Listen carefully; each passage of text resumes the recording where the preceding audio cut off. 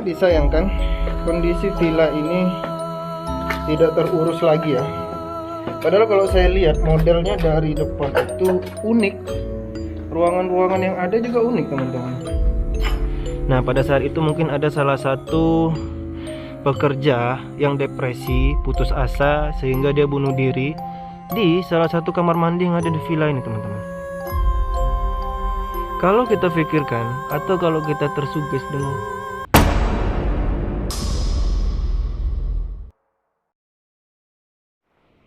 Hai, assalamualaikum warahmatullahi wabarakatuh. Balik lagi di channel Mustafa Explore.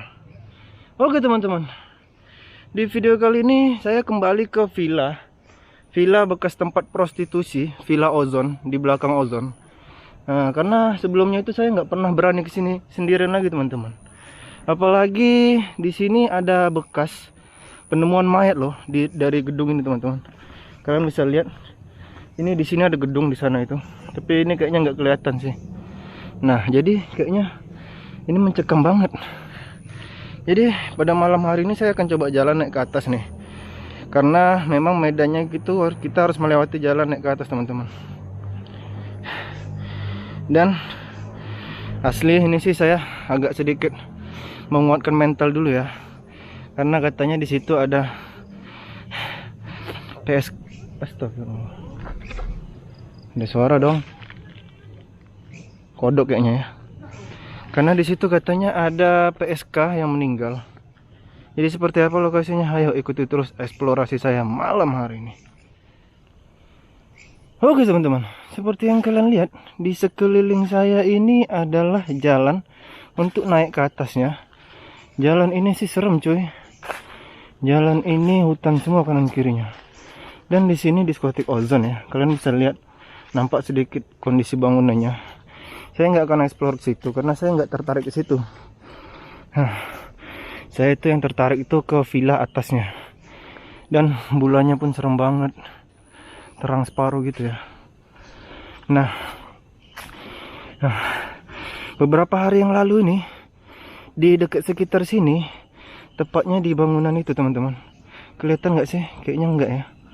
Di bangunan itu ada penemuan mayat perempuan, tapi sayangnya bangunan itu tidak bisa kita explore karena security-nya nggak mengizinkan.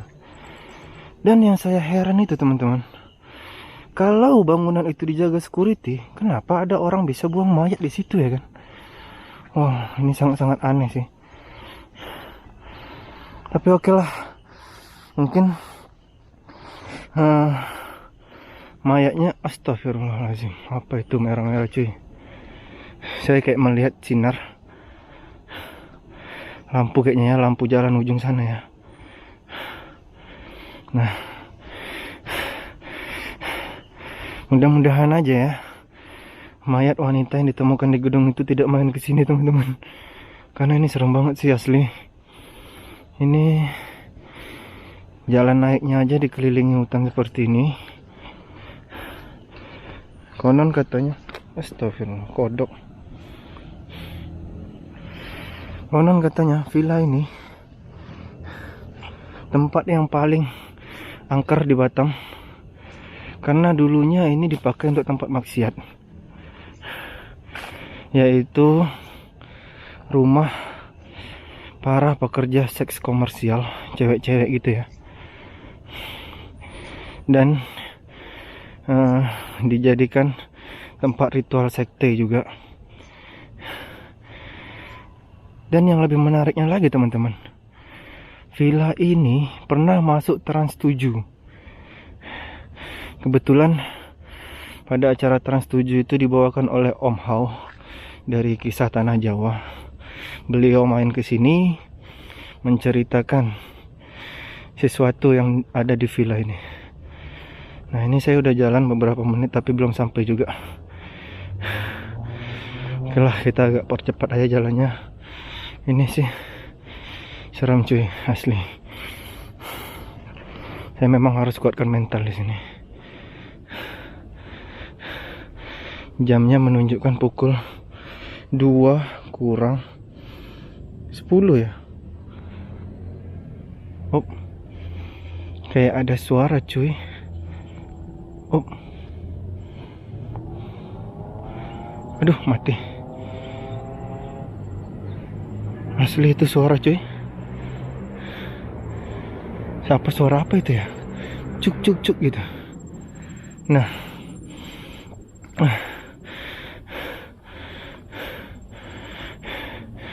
ini sih, tak kenapa saya mulai down. Tiba di sini sudah mau sampai depan villanya teman-teman.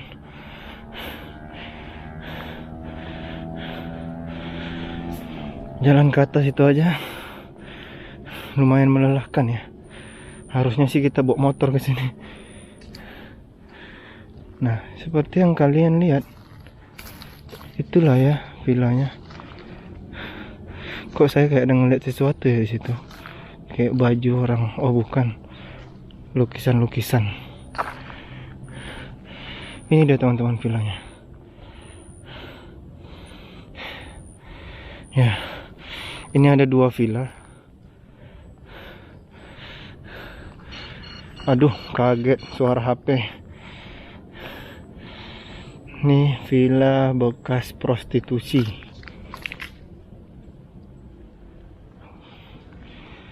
Oh. Ya, kalian bisa lihat nih villanya teman-teman. Ini sih gokil ya.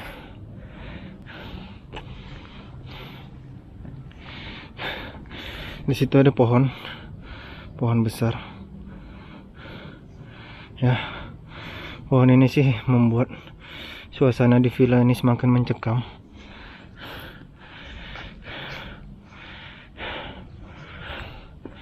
Sebenarnya sih lokasi yang paling mencekam itu di belakang, dekat bagian kolam itu. Villa ini itu dulu beroperasional sekitar tahun 90-an ya, sampai 2000-an. Nah, ketika tahun 2000-an, lebih tepatnya itu saya kurang tahu pasti sih, yang jelas sekitar 2000-an sampai 2004 itu villa ini mulai terbengkalai teman-teman. Dan kenapa dia terbengkalai? Karena ada salah seorang yang mati di villa ini. Oh, ini sih serem asli men. Seperti yang kalian lihat, saya akan coba masuk. Di sini ada satu buah toilet. Di sini ada kayak ruangan kecil gitu ya. Katanya di ruangan kecil ini dulu wanita itu pernah disekap. Dan wanita tersebut meninggal di toilet. Oh, kayaknya di villa sebelah deh. Saya akan coba naik ke atas dulu ya di villa bagian kanan ini. Sebenarnya saya udah pernah eksplorasi siang ke sini teman-teman. Tapi di siang hari itu saya berdua dan saya tidak menemukan apa-apa. Jadi malam hari ini saya mencoba memberanikan diri kembali ke villa ini sendirian untuk memastikan ada apa di sini dan bagaimana suasana di sini.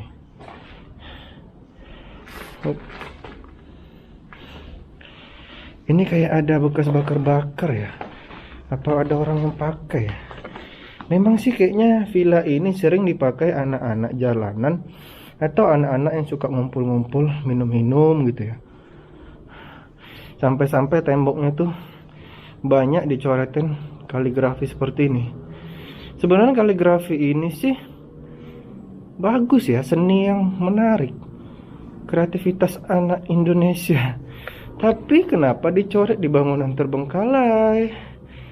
Dan mereka yang mencoret itu memanfaatkan bangunan ini untuk tempat mereka berkumpul, minum minuman keras, ngelem gitu ya. Ini satu buah toilet yang udah hancur juga itu ya. Nah, ini ada satu buah kamar mandi lagi. Ya, kamar mandi sih. Kamar mandi apa dapur ya? Kayaknya dapur ini deh. Oke, ini bagian ruang paling belakang. Nah, di ruang paling belakang ini kondisi atapnya udah pada mau roboh ya. Dia kayaknya dulu ini pakai gipsun, rangkanya itu dari kayu ya, kayu broti gitu ya. Tapi ini udah pada hancur, bukan ya gipsun ya, itu nampak gipsunnya. Dan Di belakang ini ada kolam renang teman-teman. Kalian bisa lihat nih, ini kolam renangnya sih udah parah banget kondisinya, berlumut gitu ya. Konon katanya sosok-sosok yang ada di villa ini sering mewujudkan atau memberikan interaksi di sekitar kolam ini. Wow, ini jujur saya belum begitu takut. Kita lanjut lagi eksplorasinya ke bangunan bagian sebelahnya. Sangat disayangkan kondisi villa ini tidak terurus lagi ya. Padahal kalau saya lihat modelnya dari depan itu unik. Ruangan-ruangan yang ada juga unik teman-teman. Nah, kita akan coba ke villa sebelahnya. Tapi kita harus melewati keluar lagi ya, jalan ke depan lagi. Ya. Ini dia villanya teman-teman. Bagian depannya sebelah kiri. Kalau kita lihat sih bangunan ini dari bata merah ya. Ya kan? Tuh. Bata merah. Dan modelnya kayaknya lebih kurang sama dengan yang sebelah. Tapi di mana toilet yang tempat cewek itu meninggal ya? Wow. Ini satu ruangan yang belakang ini kok serem amat. Wah, lagi-lagi saya menemukan bekas bakar-bakar dan ada bebatuan yang dipakai untuk duduk-duduk kayaknya ya. Aduh, sangat disayangkan digunakan jadi tempat-tempat anak-anak yang berbuat maksiat lagi. Di sini jadi tempat maksiat lagi dong. Makin parah aja kondisi bangunan kalau tempat maksiat terus. Oke deh, kita coba naik ke atas lagi. Astagfirullahaladzim. Kayak ada suara dong.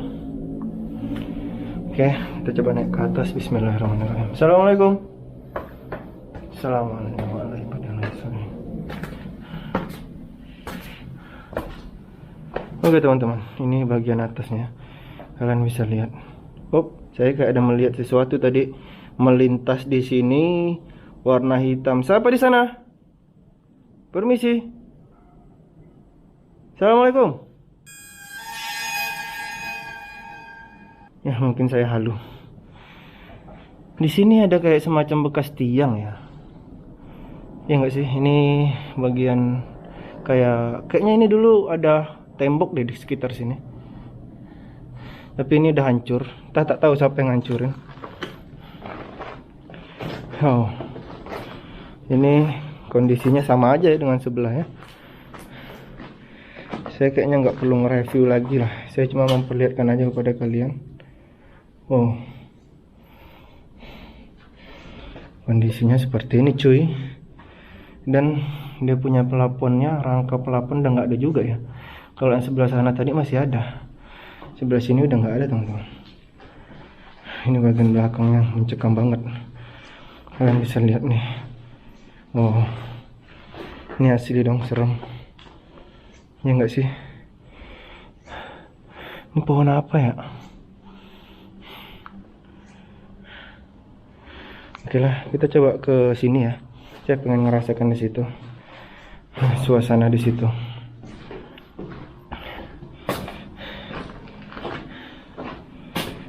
Saya ngerasa kok kayaknya jam segini kok biasa aja gitu ya, dibandingkan jam-jam 11 atau jam 12 malam.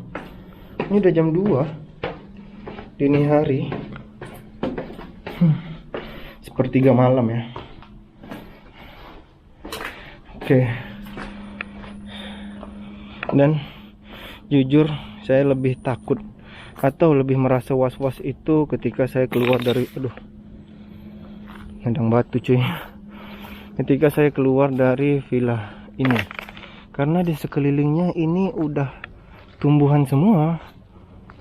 Oke, saya akan coba ke bagian belakang kolam renang itu. Ada siapa di sana? Ada apa di situ? Ayo deh, ikuti aja eksplorasi saya. Hop. Kayak ada yang lempar cuy. Wow. Permisi. Assalamualaikum Mbak. Mbak.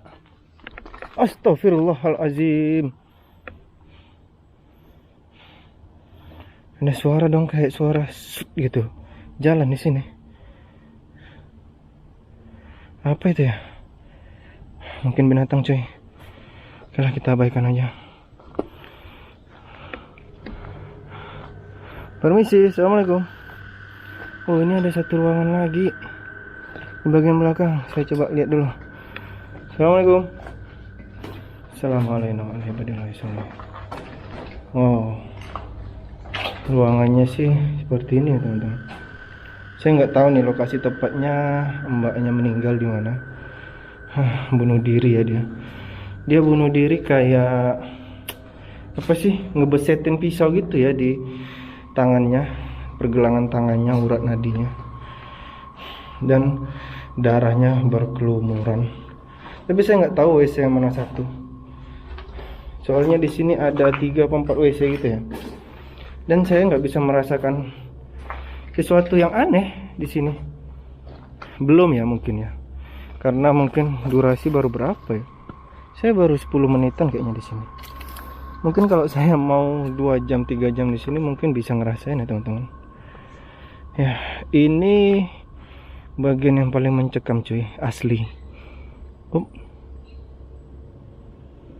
Suara hewan teman, bukan apa-apa. Ya, ini juga ada satu buah ruangan kayak bawah tanah gitu, tapi udah tertutup. Jadi kita nggak bisa masuk ke sini. Ini tempat apa ya, kayak lingkaran gitu. Apa mungkin ini dulu dipakai tempat untuk ritual ya? Ya nggak sih? Tengah-tengahnya kok kayak ada apa itu? Keramik ya? Dan sekelilingnya tertutup dengan rerumputan.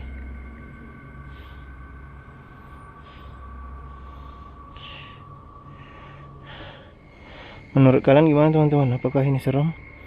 Saya jujur nggak begitu seram seperti pada saat pertama kali saya kesini siang hari ya. Saya nggak tahu entah kenapa, mungkin entah pada saat suasana. Allahu Akbar. Ada suara daun jatuh. Ya mungkin pada saat itu, mungkin pertama kali saya kesini suasananya berbeda pada saat sama kayak malam hari ini. Jadi atau mungkin mental saya yang sudah semakin berani karena saya sering explore kemana-mana. Saya juga nggak tahu itu. Tapi yang jelas saya jujur, saya belum merasakan sesuatu yang aneh di sini dan saya juga belum takut, belum merinding. Karena pikiran saya masih terkontrol sih. Oh, ini pohonnya besar banget cuy. Pohon pete ya? Ya enggak sih? Apa saya coba berdiam diri di sini ya? Mungkin saya akan coba berdiam diri di sini deh teman-teman. Kita akan lihat. Ya, kita mau cerita apa ya di sini ya? Oh iya, mungkin saya mau cerita sedikit sejarahnya di sini ya. Yang saya tahu aja teman-teman, enggak ya, ini tergantung daripada kalian percaya apa tidak. Tapi yang jelas menurut cerita yang saya dengar, dulu itu di sini kan pernah jadi tempat prostitusi.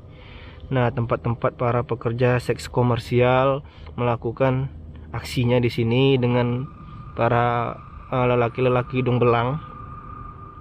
Nah, pada saat itu mungkin ada salah satu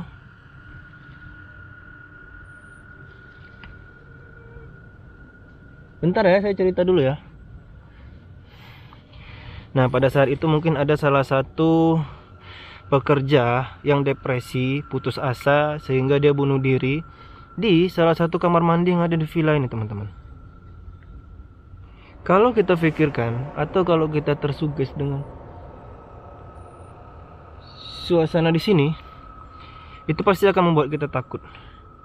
Tapi saya sudah 2 kali ke sini, siang dan pada malam hari ini. Saya belum menemukan apa-apa. Saya sih sebenarnya berharap kalau ada sosoknya, boleh tunjukkan dirinya di kamera saya atau di depan mata saya. Bukannya saya nantang ya, cuma saya penasaran apakah benar cerita orang-orang atau apa memang benar di sini ada sosok tersebut. Ya, kita tunggu aja deh ya. Di sini kayak ada semacam apa ya? Tugu pemujaan gitu ya. Ya enggak sih? Ini kayaknya dulu bisa dimasukin, atau mungkin ini pintu masuk ke ruang bawah tanah yang ada di bawah saya ini. Atau mungkin di belakang sana ada ruangan lagi. Saya juga nggak tahu pasti sih. Saya nggak tahu jelas nih ceritanya di sini. Atau kisah nyatanya seperti apa. Mungkin kalian pernah membaca-baca juga ya artikel atau cari tentang lokasi angker di Batam. Inilah salah satu tempatnya yang terkenal di Google. Ada kayak orang semacam buat artikel 5 tempat angker yang ada di Batam. Nah, rata-rata orang pasti membuat ini. Kenapa dibilang angker? Sebenarnya kalau menurut saya, angker nggak angker tempat tersebut itu tergantung kepercayaan kita. Jadi kalau misalkan kita percaya suatu tempat itu angker, dia akan angker beneran teman-teman. Tapi kalau kita tidak percaya, ya saya rasa semua tempat yang kalau kosong ya pasti seperti ini ya. Suasananya pasti mencekam dan pastinya juga akan dihuni dengan jin-jin atau makhluk-makhluk halus. Bahkan kadang di rumah-rumah kita pun juga banyak ya. Jin-jin di sekeliling kita juga ada. Nah, tapi kalau di lokasi seperti ini dia semakin seram karena memang nggak ada aktivitas manusia di sini. Nah, itulah yang membuat suatu lokasi menjadi seram. Ya, itu pendapat dari saya teman-teman. Saya juga nggak bisa meminta kalian untuk percaya pendapat saya, ataupun juga memaksa kalian untuk mengikuti apa yang ada dalam pikiran saya, atau apa yang saya sampaikan tadi itu semua murni berdasarkan pemikiran saya. Karena kita manusia ini adalah khalifahnya di dunia nyata ya. Kita tidak bisa pungkiri kalau dunia itu di sini bukan hanya dunia kita teman-teman, tapi dunia-dunia makhluk-makhluk ini itu tidak bisa terlihat oleh kita. Kalau ada orang yang bisa melihat, itu saya juga pengen ketemu sama orang itu ya, masuk ke alam jinnya gitu kan. Saya penasaran tuh di sana ada apa sih, kayak gimana sih. Saya juga nggak tahu pasti. Tapi yang jelas saya akui ini tempat memang lumayan untuk solo explore. Jadi kalau kalian mau merasakan suasana yang mencekam di Batam ini untuk solo explore, inilah salah satu tempatnya ya. Sepertinya udah semua saya eksplorasi malam hari ini. Oke teman-teman, terima kasih udah nyaksikan video ini sampai akhir. Kalau kalian suka dengan video ini, jangan lupa like dan share. Dan untuk kalian baru berkunjung ke channel ini, saya minta support kalian dengan cara subscribe supaya channel semakin berkembang dan terus menghibur. Akhir kata, saya Mustafa pamit dulu. Assalamualaikum warahmatullahi wabarakatuh. Seperti yang kalian tahu teman-teman, saya harus jalan kaki lagi ke bawah ya kan, menelusuri semak-semak belukar ini yang mencekam banget. Tapi it's okay, kalian selalu menemankan saya setiap saya eksplorasi, jadi saya semakin berani. Tanpa kalian mungkin saya nggak akan seberani ini deh. Karena dulu memang saya tuh penakut banget ke tempat-tempat seperti ini gitu ya. Saya memang takut teman-teman, tapi saya coba kalahkan rasa takut saya dengan eksplorasi. Itu sangat-sangat membantu kita untuk memberanikan diri.